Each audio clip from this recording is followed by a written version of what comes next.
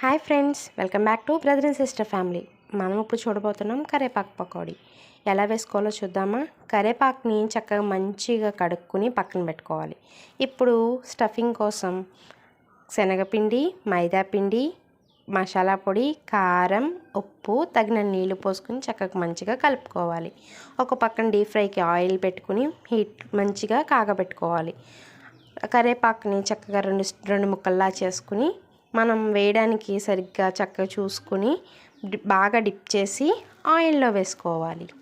అవి బాగా ఏగాక తీసుకుని పక్కకు పెట్టుకోవాలి. అంతే, వేడి వేడి కరివేపాకు పకోడీ రెడీ.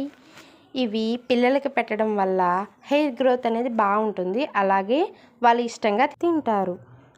సో మీకు నచ్చితే లైక్ అండ్ సబ్స్క్రైబ్. చూడండి, మా బాబు మా పాప కూడా ఎంతో ఇష్టంగా తిన్నారు. వాళ్ళ హెయిర్ గ్రోత్కి మెయిన్ టిప్ నేను ఇదే యూజ్ చేస్తాను. కరివేపాకు వాళ్ళు ఎలాగో తినరని ఈ విధంగా వేసి పెడతాను. నచ్చితే లైక్ అండ్ సబ్స్క్రైబ్.